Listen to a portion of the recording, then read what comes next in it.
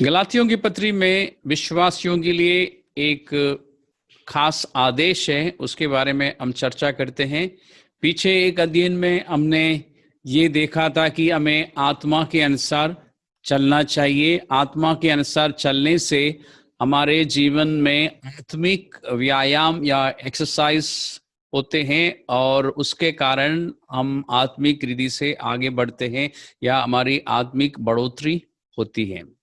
गलातियों की पत्री का 5वां अध्याय में 16वां पद में लिखा है कि पर मैं कहता हूं आत्मा के अनुसार चलो तो तुम शरीर की लालसा किसी रीति से पूरी ना करोगे। विश्वासियों से, कलीसिया से बात करते हुए पवित्र आत्मा पौलुस के द्वारा ये कहता है कि विश्वासियों को आत्मा के अनुसार चलना चाहिए। और इसमें मुख्य रूप से आप दो बातों को देखेंगे। जब हम आत्मा के अनुसार चलते हैं तो शरीर की लालसा किसी भी रीति से हम पूरी ना करेंगे। इसका मतलब अगर हम आत्मा के अनुसार नहीं चलेंगे तो फिर हम शरीर की लालसाओं को पूरी करते रहेंगे। इसमें हमें देखना है आत्मा के अनुसार चलने का मतलब क्या है और शरीर के अनुसार चलने का मतलब क्या है। पवित्र आत्मा यहां पर क्या बताने की कोशिश कर रहा है। एक समय था जब मैं आत्मा के अनुसार चलने के विषय में ऐसा समझता था कि आत्मिक वरदानों में चलने के लिए पवित्र आत्मा बता रहा है। जैसे कि हम जानते हैं अन्य भाषा में जब हम बोलते हैं या प्रार्थना करते हैं तो हम आत्मा के वरदान में, आत्मा का एक वरदान में चल रहे होते हैं या एक आत्मिक वरदानों को हम इस्तेमाल कर रहे होते हैं। इसी तरह मैं समझता था कि पवित्र आत्मा में या अन्य भाषा में प्रार्थना करना या भविष्यवाणी करना या अन्य भाषा में प्रार्थना करके उसका अनुवाद करना या बीमार लोगों के लिए प्रार्थना करना, और जब हम प्रार्थना करते हैं तो वो चंगाई का वरदान हम में से होके काम करना, इस तरह के आत्मिक वरदानों में चलने को लेके या मैं ऐसा समझता था कि पवित्र आत्मा के वरदानों में चलने की बात कर रहा है। लेकिन एक दिन जब मैं रोमियो की पत्री पढ़ रहा था और उसका 8वां अध्याय में जब पहुंचा और वहां पर इसी विषय को लेके बात पवित्र आत्मा करता है। 8वां अध्याय का 14वां पद में, उस अध्याय को पढ़ते हुए मुझे समझ आया कि आत्मा के वरदानों में चलना और आत्मा के अनुसार चलना दोनों एक ही बात नहीं है। पवित्र आत्मा दो अलग अलग बातों की ओर संकेत दे रहा है।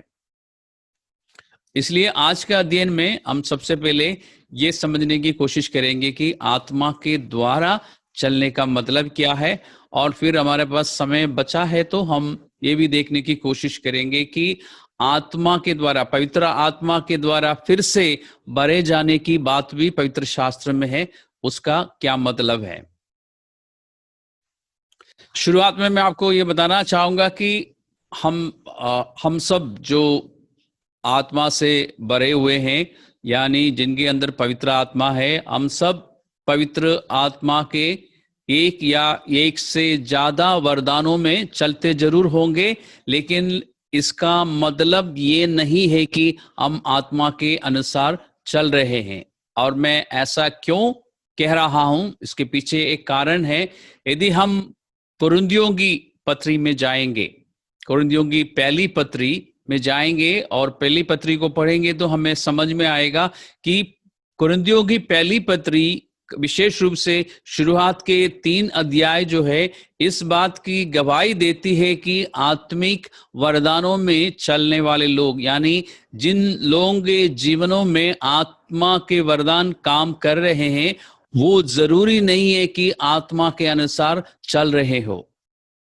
क्योंकि कुरिन्थुस की कलीसिया में या वहां की स्थानीय कलीसियाओं में सभी विश्वासी, लगभग सभी विश्वासी आत्मा के वरदानों में चलते थे।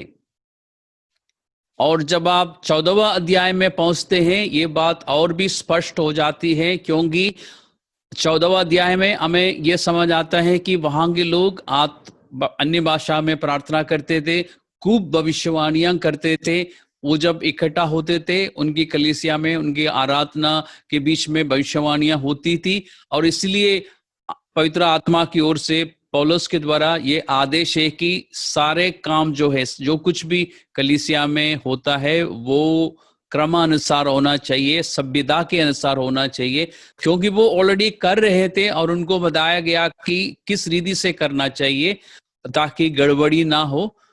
और अब हम जाते हैं कुरिन्थियों की पत्री में और तीसरा अध्याय में चलते हैं। कुरिन्थियों की पत्री का तीसरा अध्याय, the first epistle of Corinthians chapter 3। और मैं विश्वास करता हूं कि आप सबके पास बाइबल्स है। इस समय बाइबल्स आप खोलिए, कुरिन्थियों की पत्री में पहुंचाइए, तीसरा अध्याय में।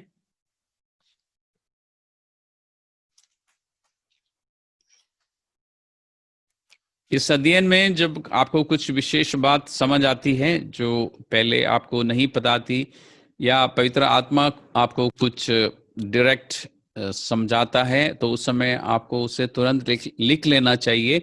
इसलिए आपके पास नोटबुक्स और पेन या पेंसिल होना चाहिए, या फिर आपका लैपटॉप या टैब या जहां पर भी आप लिखते हो, वो सब चीजें आपके पास होनी चाहिए। कुरिन्थियों की पहली पत्री का तीसरा अध्याय का पहला पद से हम पढ़ना शुरू करेंगे। पहला, दूसरा और तीसरा पदों को हम पढ़ेंगे। हे भाइयों, जब मैं परमेश्वर का भेद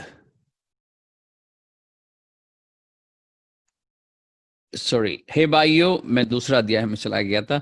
हे भाइयों, मैं तुमसे इस रीति से बातें ना कर सका जैसे आत्मिक लोगों से, परंतु जैसे शारीरिक लोगों से, और उनसे जो मसीह में बालक हैं। इस समय पौलुस पवित्र आत्मा में होकर कलीसिया से बात कर रहा है कुरिन्थुस की, और उनसे कहता है कि जब मैं तुमसे बातें कर रहा था तो मैं इस रीति से बातें नहीं कर सका जैसे आत्मिक लोगों से। आत्मिक लोग कौन है? जो आत्मा के अनुसार चलते हैं। ध्यान रखना, इसी पत्री के 14वें अध्याय में आप जब पहुंचते तो आपको दिखाई देगा कि वहां के विश्वासी लोग जो है, कलीसिया जो है, आत्मिक वरदानों में चल रही थी। लेकिन पौलुस कहता है कि जब मैं तुमसे बात कर रहा हूं तो मैं आत्मिक लोगों के जैसे तुमसे बात नहीं कर सका, परंतु जैसे शारीरिक लोगों से, और उनसे जो मसीह में बालक हैं। यानी पवित्र आत्मा ये कहता है उन विश्वासियों से, तुम आत्मिक रीति से या आत्मा के अनुसार नहीं चल रहे हो, तुम मसीह में अभी तक बालक हो। और मन में सवाल आते हैं ना कि अगर पवित्र आत्मा उस कलीसिया में या उन विश्वासियों के द्वारा काम कर रहा है, लोग भविष्यवाणियां कर रहे हैं, लोगों को आत्मा की बातें पता चल रही हैं, लोग अन्य भाषा में बोल रहे हैं और उसका अनुवाद भी कर रहे हैं कलीसिया के अंदर, फिर पौलुस कैसे कह सकता है कि ये लोग आत्मिक नहीं है या मसीह में बालक हैं? और इसको और स्पष्ट रूप से समझाने के लिए पवित्र आत्मा कहता है कि मैंने तुम्हें दूध पिलाया, अन्न ना खिलाया, क्योंकि तुम उसको ना खा सकते थे, वरन अब तक भी नहीं खा सकते हो। और उसका कारण, क्योंकि अब तक शारीरिक हो। उन विश्वासियों से कहता है कि तुम शारीरिक हो, इसलिए कि जब तुम में ढा और झगड़ा है तो क्या तुम शारीरिक नहीं और मनुष्य की रीति पर नहीं चलते? इन बातों को गौर से देखने की जरूरत है, और पवित्र आत्मा की जब तक हमें सहायता नहीं मिलती, हम इन बातों को ठीक तरह से नहीं समझ पाएंगे। बहुत गंभीर बातें यहाँ पर की जा रही हैं। फिर से मैं आपको स्मरण दिलाऊंगा, यहाँ के विश्वासी जो है, यहाँ की कलीसिया जो है, आत्मिक वरदानों को समझती थी कलीसिया। लोगों को पता था आत्मा कैसे, आत्मिक वरदानों में कैसे चलना है, या आत्मिक वरदानों में लोग ऑलरेडी चल रहे थे। लेकिन विशेष रूप से पवित्र आत्मा इनको क्या बता रहा है कि एक तो ये आत्मिक नहीं है यहाँ के विश्वासी लोग, और दूसरी बात कि आत्मिक होने के बजाय ये लोग शारीरिक है और ये लोग मसीह में बालक है। इसलिए मैंने आपको शुरुआत में कहा कि आत्मिक वरदान में यदि आप चल रहे हैं, यानी आप अन्य भाषा में प्रार्थना कर पा रहे हैं और आप अन्य भाषा में प्रार्थना करके उसका अनुवाद कर पा रहे हैं, या भविष्यवाणियां कर पा रहे हैं, या आपकी प्रार्थना से बीमार लोग ठीक हो रहे हैं, इनमें से कोई भी बात इस बात को नहीं दर्शाती कि आप आत्मिक हो, या इस बात को नहीं दर्शाती कि आप शारीरिक नहीं हो, या आप मसीह में बालक ना हो।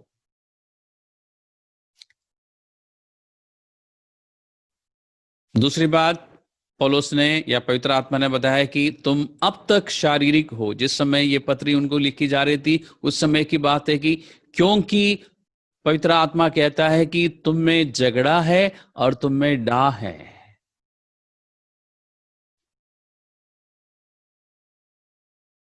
और विशेष रूप से पौलुस कहता है कि मैं तुमसे ऐसी बातें नहीं कर सका जैसे आत्मिक लोगों से।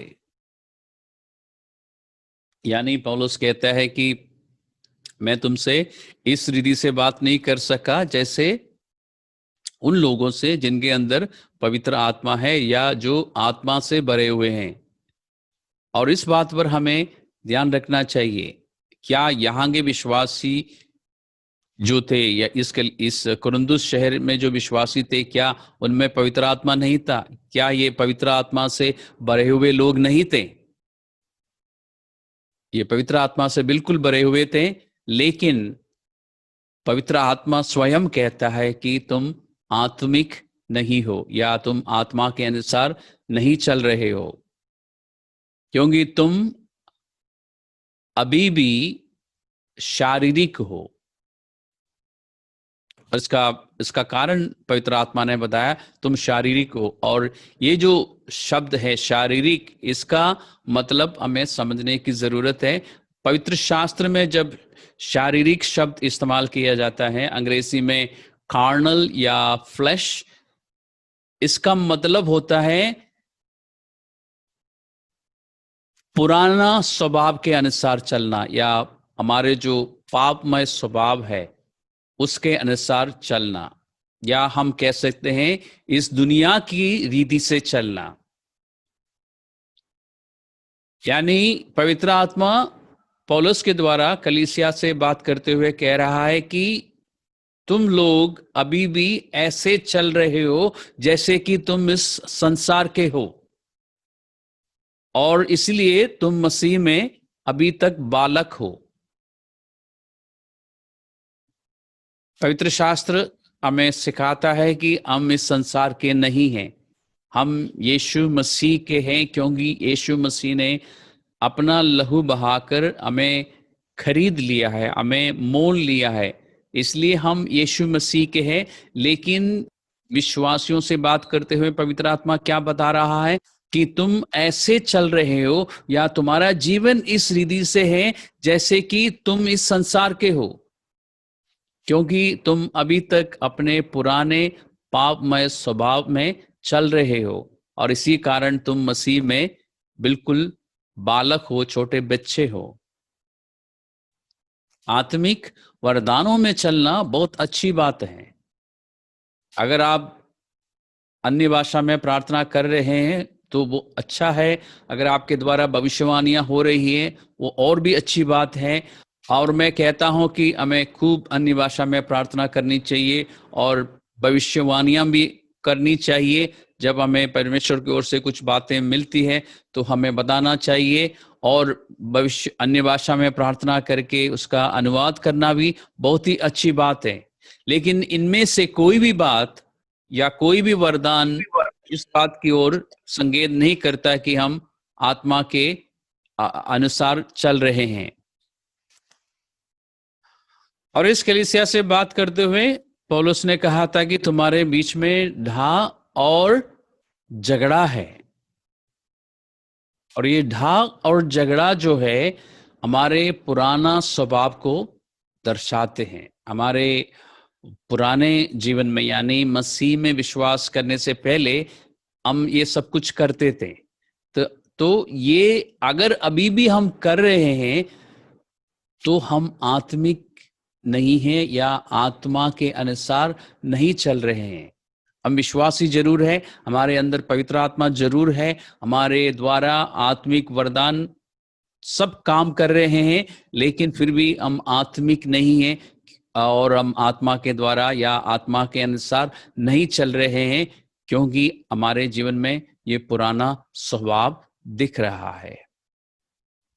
क्योंकि जब हम पुराना स्वभाव में जीते हैं या चलते हैं, तो पुराने स्वभाव के फल भी हमारे जीवन में दिखाई देते हैं। और उनमें से कुछ फलों के विषय में गलातियों की पत्री में ही चर्चा है। हम वापस उस पत्री में चलते हैं, गलातियों की पत्री का 5वां अध्याय।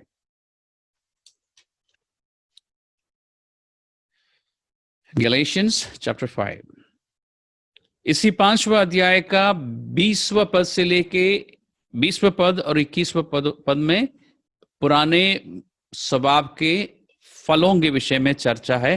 देखिए इसमें क्या क्या है, और ध्यान रखना ये लिस्ट कंप्लीट नहीं है। इस लिस्ट में पुराने स्वभाव के चलने से उत्पन्न होने वाले सारे फलों के विषय में नहीं है बात, सिर्फ कुछ फलों का नाम इसमें है। देखते हैं, मूर्ति पूजा, टोना, बैर, झगड़ा, ईर्ष्य, क्रोध, विरोध, फूट, विधर्म, ढा, मतवालापन, लीला क्रीड़ा और इनके जैसे और काम है। यानी ये लिस्ट जो है अभी पूरी नहीं की गई है, या पवित्र आत्मा ने सारी बातें इस लिस्ट में नहीं दी है, कुछ बातें बताई है, और जो कि कोरिन्थुस की कलीसिया में हो रहा था, जैसे वहां पे ढा और झगड़ा और फूट, ये सब कुछ हो रहा था।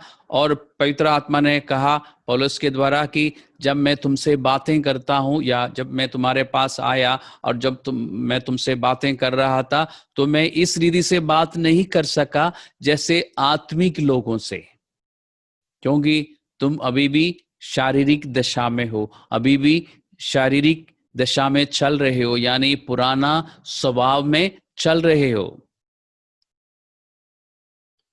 और गलातियों की पत्री में 5वां अध्याय का 16 पद में हमने क्या पढ़ा था, हमारे लिए एक आदेश है कि हम आत्मा के अनुसार चले, यानी हम पवित्र आत्मा को ये अनुमति दे, इजाजत दे कि वो हमारा मार्गदर्शन करे या वो हमें चलाए।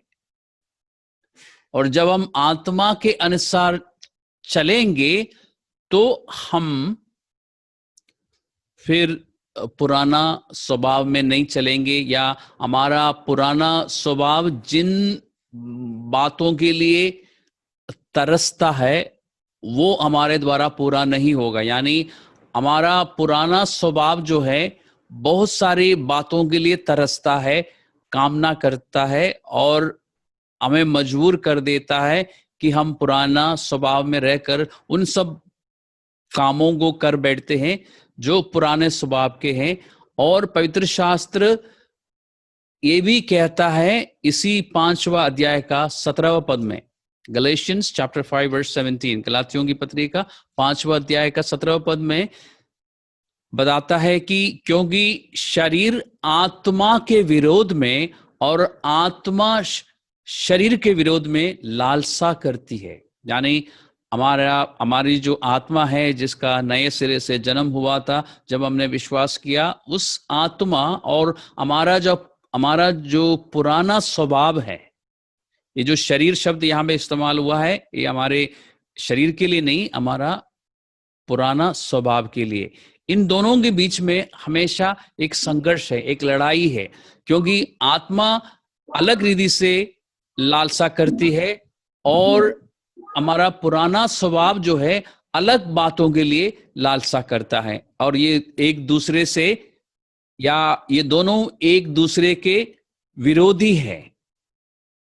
और इसलिए क्योंकि हमारे जीवन में ये संघर्ष है आत्मा के बीच में और हमारा पुराना स्वभाव के बीच में, हम कई बार वो काम नहीं कर पाते जो हमें करना चाहिए।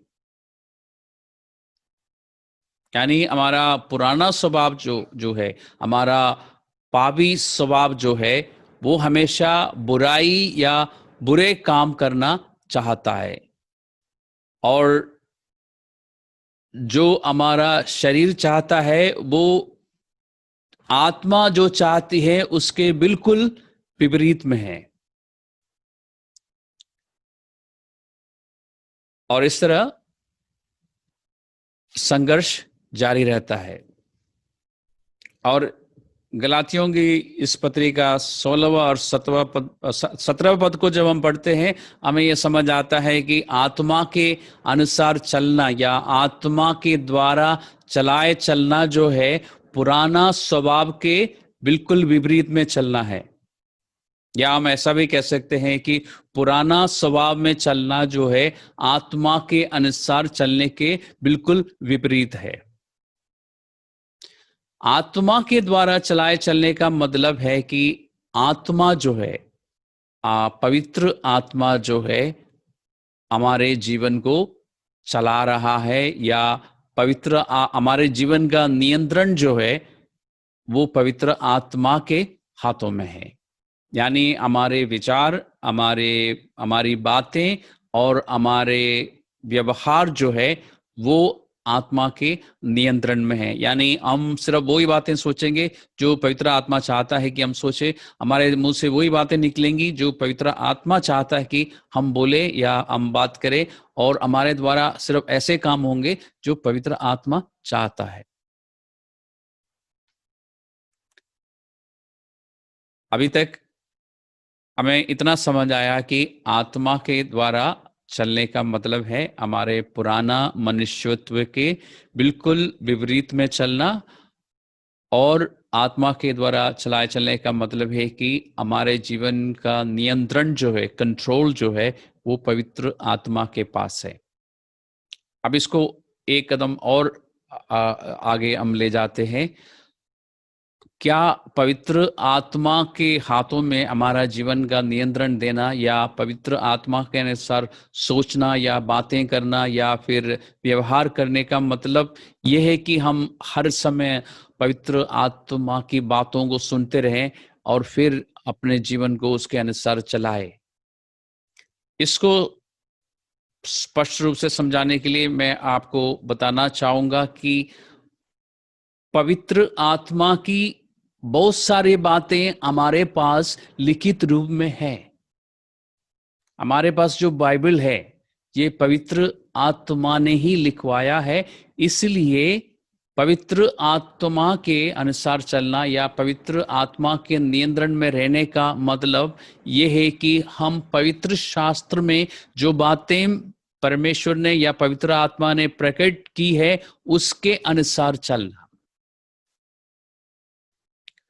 क्योंकि जितनी भी बातें विश्वासियों की करने के लिए पवित्र शास्त्र में दी गई है, उनमें से एक भी बात को लेके हम परमेश्वर से नेगोशिएट नहीं कर सकते। हम परमेश्वर से ये नहीं कह सकते कि थोड़ा सा स्टैंडर्ड जो है, परमेश्वर ने जो मानक रखा है उसको थोड़ा सा कम कर दे फिर हम उसमें चलेंगे। बिल्कुल भी नहीं हो सकता। जो परमेश्वर ने हमारे लिए स्टैंडर्ड दिया है मसीही जीवन के लिए, उसमें हमें चलना ही होगा। और जो विश्वासी पवित्र शास्त्र के अनुसार नहीं चलता, वो अभी तक शारीरिक दशा में है, यानी अपना पुराना स्वभाव में चल रहा है।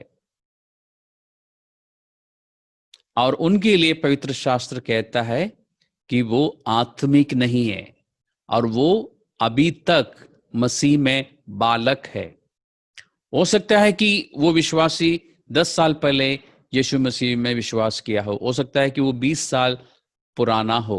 लेकिन आपको याद होगा एक दिन जब हम इस बारे में अध्ययन कर रहे थे आत्मा के विषय में, कि हमारी जो आत्मा है जिसका नए सिरे से जन्म भी हुआ है, अगर उसको सही खाना नहीं मिला और सही व्यायाम नहीं होता रहा, तो वो एक छोटा सा बालक होगा, और जितने साल बड़ा होना चाहिए या जितना पुराना होना चाहिए उतना नहीं होगा।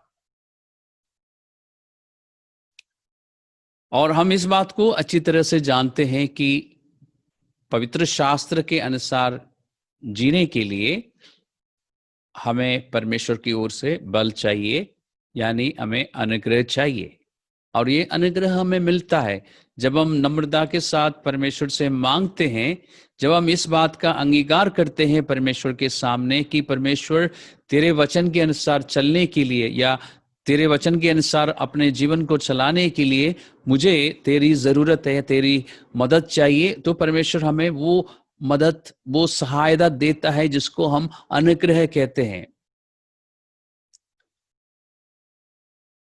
इसलिए हम पवित्र आत्मा से बल प्राप्त करके, यानी अनुग्रह प्राप्त करके, परमेश्वर के वचन के अनुसार या फिर आत्मा के अनुसार चलते हैं। और जब हम आत्मा के अनुसार चलना शुरू करते हैं तो आत्मा के फल हमारे जीवनों में दिखाई देते हैं। अभी कुछ देर पहले मैंने कहा था, जब हम पुराना स्वभाव में चलते हैं तो पुराने स्वभाव के फल हमें दिखाई देते हैं, जिसकी एक छोटी सी लिस्ट गलातियों की पत्री का 5वां अध्याय में है, 20वां और 21वां पदों में। इसी तरह आत्मा के अनुसार चलने के कारण जो फल हमारे जीवन में दिखता है, उसके विषय में इसी 5वां अध्याय में 22 और 23वां पदों में है। हम एक बार उसको पढ़ने की कोशिश करते हैं। गलातियों की पत्री में 5वां अध्याय 22 और 23वां पद।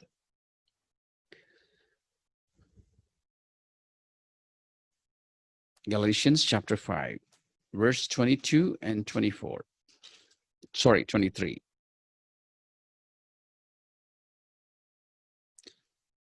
पर आत्मा का फल प्रेम, आनंद, शांति, धीरज, कृपा, भलाई, विश्वास, नम्रता और संयम है।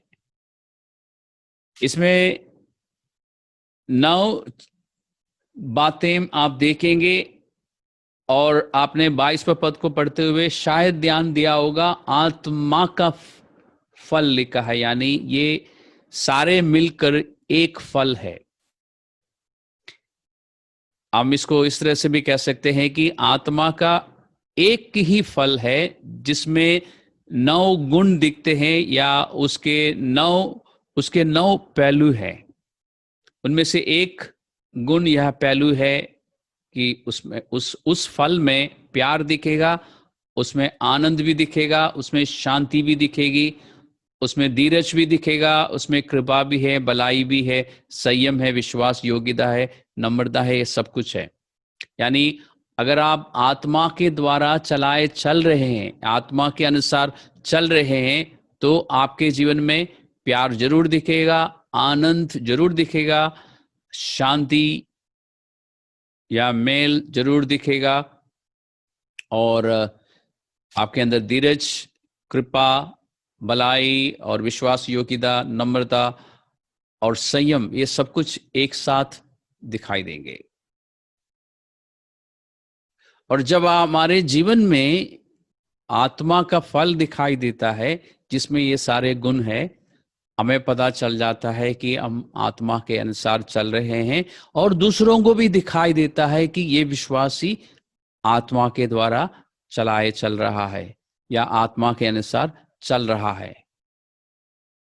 और इस आत्मा का फल के विषय में मैंने विस्तार रूप से एक पुस्तक में लिखा है, व्हाट नेक्स्ट पार्ट 2 में आप उसका अध्ययन कर सकते हैं। तो अभी तक हमने जो अध्ययन किया, हमें इतना समझ आया है कि आत्मा के द्वारा चलाए चलने का या आत्मा के अनुसार चलने का मतलब है अपने पुराना मनुष्यत्व के बिल्कुल उलट चलना या उसके विपरीत में चलना।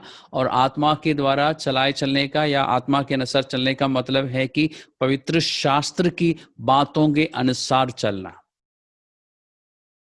और इस तरह आत्मा के अनुसार चलने से हम अपनी आत्मा में मजबूत हो जाएंगे, बलवंत हो जाएंगे, और आत्मा में हम बढ़ोतरी हासिल करेंगे। पवित्र आत्मा के वरदान में चलने का मतलब ये जरूरी नहीं है कि हम आत्मा के अनुसार चल रहे हो। आत्मा के अनुसार चलने के लिए पवित्र शास्त्र की बातों को समझ के उसके अनुसार हमें चलने की जरूरत है, और ऐसा करने के लिए हमें परमेश्वर का अनुग्रह चाहिए। अनुग्रह मांगने से मिल जाता है। जब हम नम्रता के साथ परमेश्वर के पास जाते हैं तो परमेश्वर हमें वो अनुग्रह देता है। और जब हम आत्मा के अनुसार चलते हैं, यानी पवित्र शास्त्र की बातों के अनुसार चलते हैं, तो हमारे जीवन में आत्मा का फल दिखाई देता है। जब हम पुराना मनुष्यत्व में चलते हैं तो हमारे जीवन में पुराना मनुष्यत्व या पुराना स्वभाव के फल दिखाई देते हैं। इसलिए हमारे पास एक टेस्ट है, एक बहुत आसानी से हम इस चीज को परख सकते हैं या जांच कर सकते हैं। अपने जीवन के द्वारा क्या फल उत्पन्न हो रहे हैं, ये देखिए। अगर आपके जीवन के द्वारा आत्मा का फल दिखाई दे रहा है तो आपको पता चल जाता है कि आप आत्मा के द्वारा या आत्मा के अनुसार चल रहे हैं। यदि आपके जीवन में पुराना मनुष्यत्व के फल दिखाई दे रहे हैं तो जाहिर है कि आप पुराना मनुष्यत्व या पुराने स्वभाव में चल रहे हैं। तो आज हम यहाँ पर रुक जाते हैं। हमने जो आज अध्ययन किया है इस पर पुनर्विचार करने की हमें ज़रूरत है, और मैं उम्मीद करता हूँ कि आप लोग इसको फर्दर स्टडी करेंगे और फिर अपने जीवन में इन सब बातों को लागू करने की कोशिश करेंगे। आइए हम परमेश्वर का धन्यवाद करते हैं एक बार। पिता परमेश्वर, तेरा धन्यवाद, तेरी स्तुति, तेरी प्रशंसा, क्योंकि तू ऐसा परमेश्वर है जो हमें इतना प्यार करता है। परमेश्वर की हमारी सहायता करता है। पवित्र आत्मा का धन्यवाद जो हमें पवित्र शास्त्र की बातों को समझाता है। जब हम पवित्र शास्त्र खोलते हैं तो पवित्र आत्मा तो हमें उन बातों को लेके जो हमें उस समय समझनी चाहिए, हमारी आंखों को खोलता है, हमारे हृदयों को खोलता है और हमारी सहायता करता है। और मैं प्रार्थना करता हूँ परमेश्वर की हम में से हर एक को पवित्र आत्मा की ओर से सहायता मिले, अनुग्रह मिले, ताकि हम पवित्र शास्त्र के अनुसार चलने वाले बन सके और पवित्र आत्मा का फल हमारे जीवन में दिखाई देने पाए। यीशु मसीह के नाम से